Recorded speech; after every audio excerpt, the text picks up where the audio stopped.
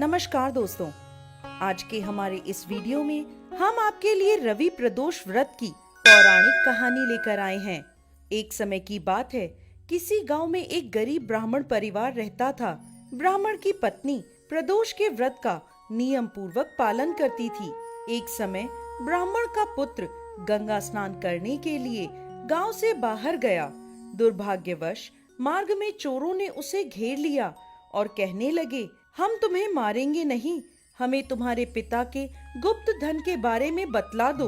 ब्राह्मण के पुत्र ने उन्हें समझाया कि हम गरीब हैं और हमारे पास कोई भी गुप्त धन नहीं है। तब चोरों ने उससे कहा, अच्छा तो तुम्हारी पोटली में ये क्या बंधा है? तब उस ब्राह्मण के पुत्र ने निसंकोच होकर कहा, मेरी माँ ने मेरे लिए रोटियां दी हैं, वही इस पोटली में बंधी हैं। यह सुनकर चोरों ने कहा, चलो साथियों, ये तो खुद ही बहुत दुखी मनुष्य है, हम किसी और को लूटते हैं। ऐसा कहकर चोर उसे छोड़कर आगे चले गए। तब वह ब्राह्मण का पुत्र वहां से आगे चला और एक नगर में पहुंचा।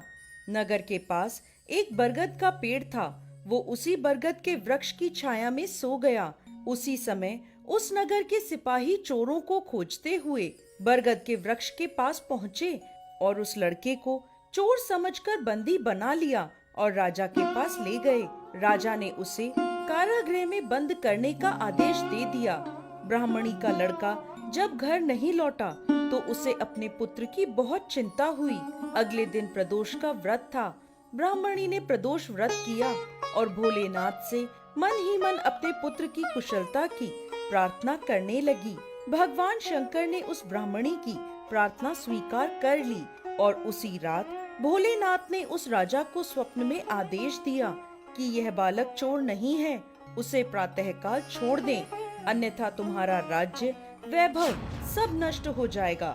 प्रातःकाल राजा ने शिव जी की आज्ञा अनुसार उस बालक को कारागृह से मुक्त कर दिया। बालक ने अपनी सारी कहानी राजा को सुना दी। सारा वृत्तांत सुनकर राजा ने सिपाहियों को उसके घर भेजा और उसके माता पिता को राज दरबार में बुलवाया। उसके माता पिता बहुत भयभीत थे। राजा ने उन्हें भयभीत देखकर कहा कि आप भयभीत ना हो, आपका बालक निर्दोष है। राजा ने ब्राह्मण को 5 गांव दान में दे दिए, जिससे वो सुख पूर्वक अपना जीवन व्यतीत कर सके। इस तरह ब्राह्मण आनंद से रहने लगा। भोलेनाथ की दया से उसकी दरिद्रता दूर हो गई।